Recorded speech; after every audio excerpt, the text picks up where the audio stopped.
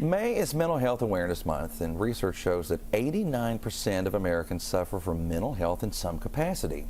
Today, Maria Maldonado Smith joins us to talk about setting attainable goals each month to help cut down on stress and anxiety. And you were on the show the other day, Maria, and we brought these vision boards out. Yes. And as we've been sitting here talking before we came up for this, I didn't realize how important this was just for mental health as well. It's incredible. Let's talk about that.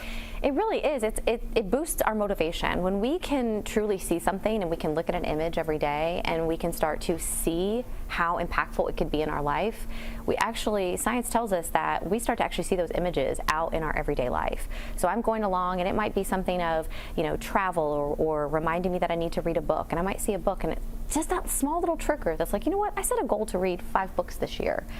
That's my little reminder from the universe that says, yes, I need to stay motivated with that. So often, because we are inundated with images in our life, we're inundated with them. 3.2 billion images are uploaded online every single day. 720,000 hours of video content, just like what we're creating right now, is uploaded every single day. So I think about that from a kid perspective, from a college perspective, from an adult perspective, out in the workforce. Your everyday life, we are overwhelmed with information.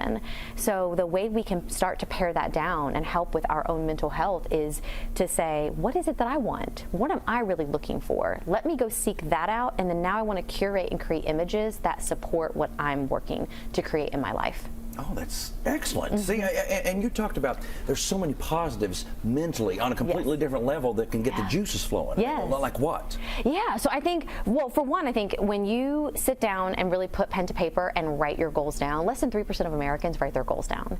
Which, when I think about that, and I do corporate sessions, I do corporate workshops, and I always will ask people, like, how many of us are visual learners? And then what is the percentage of Americans that write down their goals? And it is so few. I think we do because we're just constantly running. We're running. I mean, our lives, from the moment we get up to the moment we go to bed, we are just absolutely running in our life.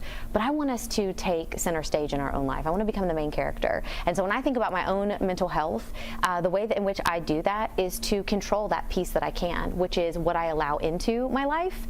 And whether that is the people, the images, the goals that I'm working on, that's how I maintain that level of kind of sanity and control.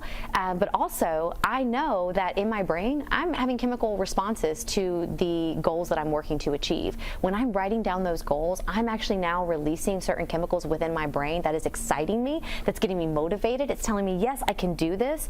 It's also helping me to see that I might have to be uncomfortable at times to get to a level of comfortability. But then guess what? Once I pass that milestone, I'm going to get to the next one. So I'm going to be able to keep going.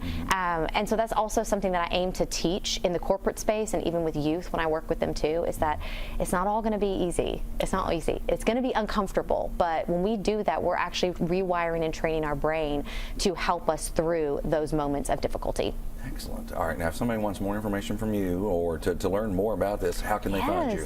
Well, I love doing workshops in a corporate space, but I also love working with women. I love working with youth and youth groups. And so they can find me on my website, mmsconsultingfirm.com. They can reach out to me on Instagram. I'm really active on Instagram and LinkedIn. And I love showing my workshops. I love showing opportunities like this, like you and I chit-chatting.